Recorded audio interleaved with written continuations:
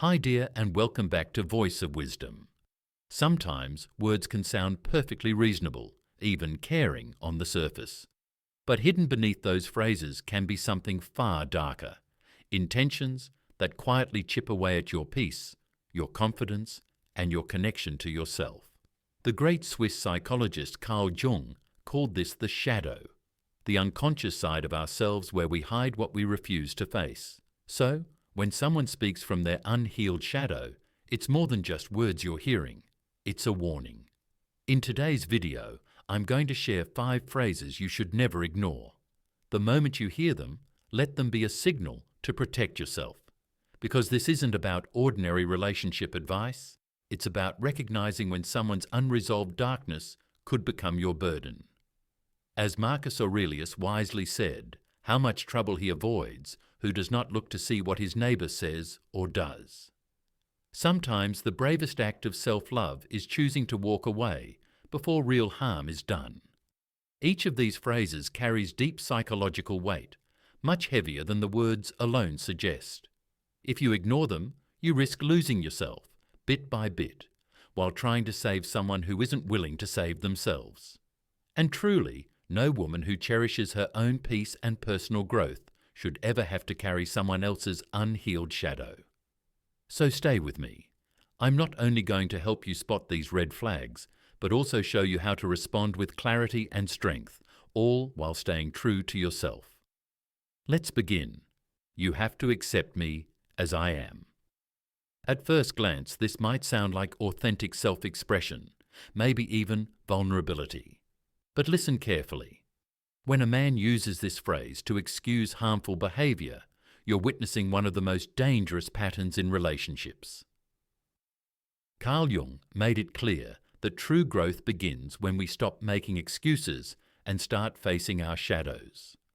But when someone hides behind "that's just how I am" to avoid change, you're not dealing with authenticity. You're dealing with someone who has made peace with their dysfunction. This phrase usually appears after you've noticed troubling patterns, emotional unavailability, disrespect, or manipulative behavior. And when you try to address it, he pulls out this line like a shield. But here's what he's really saying.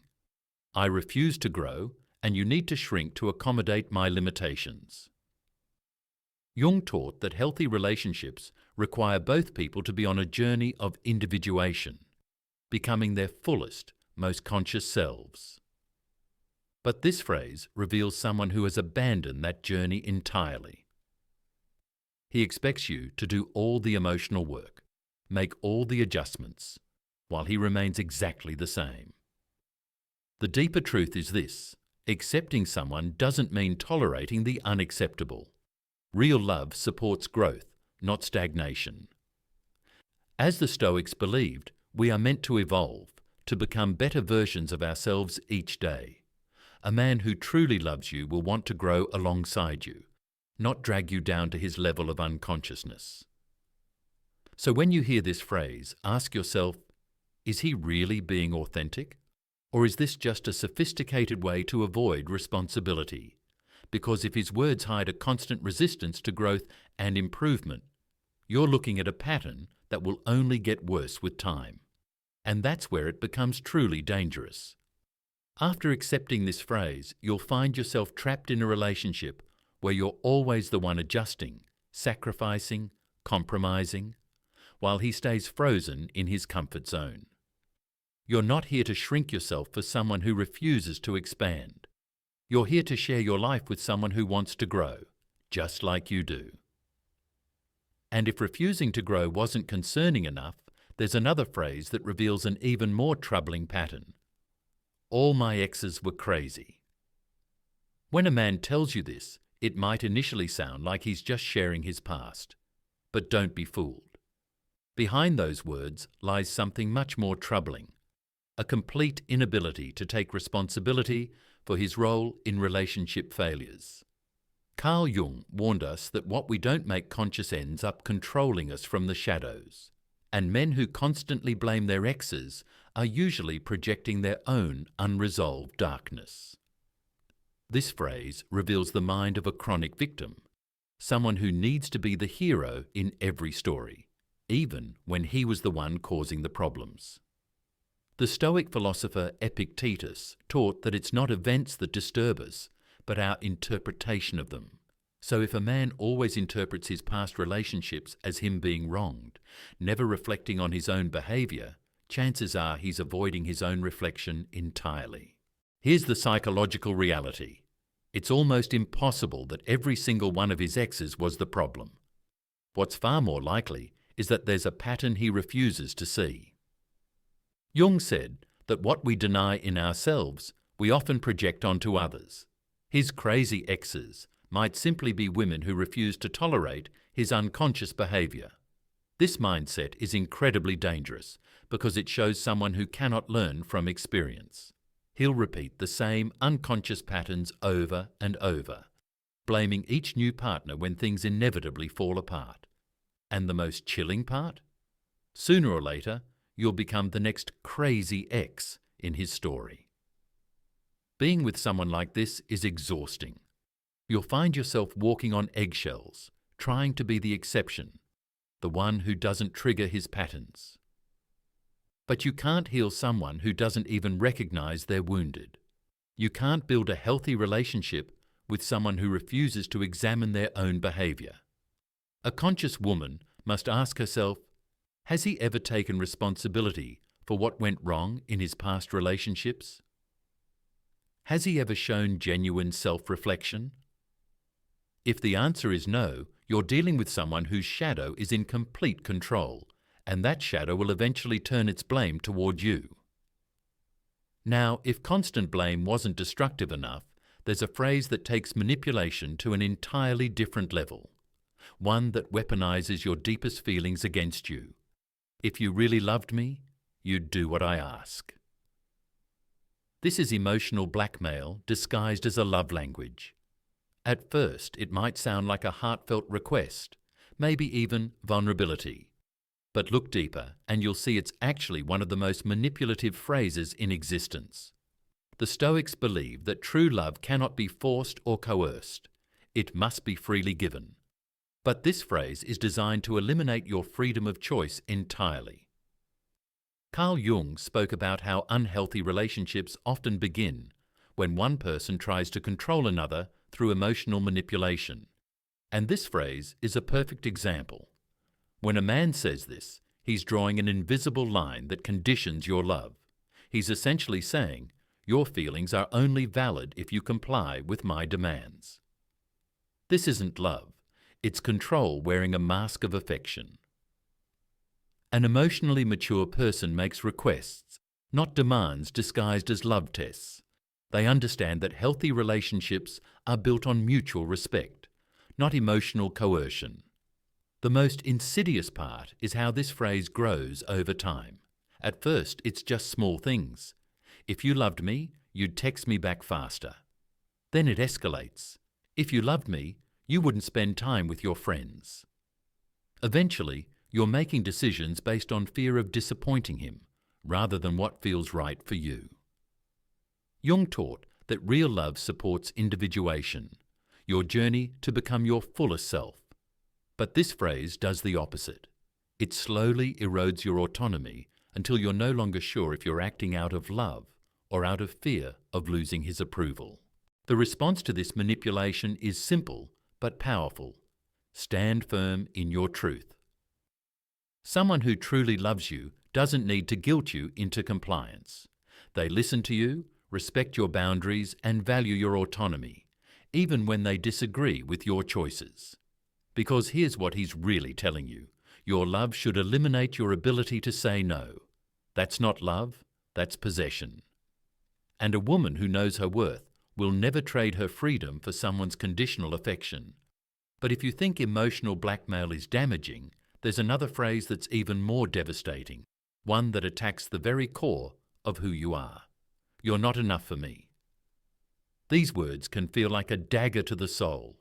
They're designed to make you question everything about yourself, your worth, your very essence. But here's what Carl Jung understood that most people don't. When someone tells you that you're not enough, they're not talking about you at all. they're projecting their own inner emptiness, their unhealed wounds, their desperate need for control. Jung explained that we often criticize in others what we cannot accept in ourselves. A man who consistently makes you feel inadequate is really trying to manage his own feelings of inadequacy by making you smaller. It's psychological projection at its most destructive.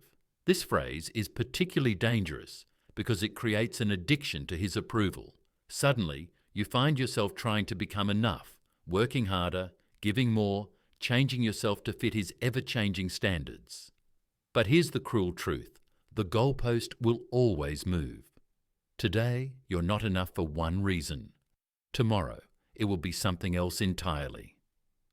The Stoics taught that our worth is not determined by others' opinions, but by our character and actions. Marcus Aurelius said, "Do not let another man's soul rule over yours." Yet that's exactly what this phrase is designed to do. Make his judgment the measure of your value. Someone who truly sees your worth doesn't need to diminish it to feel powerful. They celebrate your strengths, support your growth, and make you feel valued for who you are, not who they think you should become. When you hear these words, understand that you're not dealing with constructive feedback. You're dealing with someone whose own shadow is so unhealed that he needs to tear you down to feel secure. His insecurity isn't your responsibility to fix, and his emptiness isn't yours to fill. The most empowering response is to remember who you were before you met him. Remember your strength, your accomplishments, your inherent worth that exists independent of anyone's validation. Because the truth is, you are always enough. You just got involved with someone too unconscious to recognize it. And speaking of unconscious behavior, there's one final phrase that might be the most insidious of all, because it sounds like freedom, but feels like a trap. "Do whatever you want," said passive-aggressively. This phrase might seem like he's giving you freedom, but listen to the tone. Watch his energy. When these words are spoken with coldness, sarcasm, or passive-aggressive resentment, you're not being given permission. You're being set up for an emotional trap. Carl Jung warned about the shadow's tendency to express itself indirectly through what he called covert aggression. This phrase is a perfect example. He's not actually saying what he means, but he expects you to decode his real message. And if you don't guess correctly, prepare for the silent treatment, guilt trips, or emotional withdrawal. This is manipulation disguised as permission. What he's really saying is, go ahead and make your choice, but I'm going to punish you for it later. It places you in an impossible position where you're damned if you do and damned if you don't. The Stoics value direct, honest communication above all else. Seneca taught that we should speak in ways that don't require interpretation, but this phrase is the opposite. It's deliberately ambiguous, designed to keep you guessing and walking on eggshells. Living with this kind of indirect communication is exhausting. You find yourself constantly trying to read between the lines, anticipating his moods, managing his unspoken emotions. You become responsible for feelings he won't even acknowledge having. Jung believed that healthy relationships require both people to be conscious and direct about their needs and feelings. But someone who speaks in riddles and emotional codes is operating from their unconscious shadow, expecting you to be psychic about their inner world. The most powerful response is to take him literally. If he says, "Do whatever you want," then do exactly that. Don't try to decode hidden meanings or manage his unspoken resentment. This breaks the manipulative cycle and forces him to either communicate directly or sit alone with his passive-aggressive silence. Because a man who truly wants to be with you doesn't speak in codes or create emotional confusion. He shows up with clarity, honesty, and the courage to say what he actually means. As we reach the end of this exploration, remember this. Your inner peace is built when your thoughts, words, and actions are in harmony with your deepest values. These 5 phrases we've discussed aren't just relationship red flags. They're warnings that someone's unconscious shadow is about to become your conscious burden. The truth is, you're not here to heal broken men who refuse to heal themselves. You're here to share your journey with someone who walks beside you in consciousness, not someone who drags you into their unconscious patterns. Before we wrap up, I'd love to hear from you. How many of these phrases have shown up in your own relationships? Have you ever caught yourself overlooking these red flags or questioning your own instincts because of them? Share your experiences in the comments below. Opening up is often the very first step toward reclaiming the inner strength and wisdom you've always had inside you. If today's video from Voice of Wisdom helped you see the deeper psychology behind these warning signs, or simply reminded you of the power of your own intuition, please give it a like and subscribe for more insights on nurturing your emotional well-being through the wisdom of Jung and beyond. Remember, protecting your peace isn't selfish, it's self-care at its highest form. A woman who truly knows her worth will always choose growth over stagnation, clarity over confusion, and real, authentic love over emotional manipulation. Stay true to yourself, even when every part of you wants to stay and fix what cannot be fixed.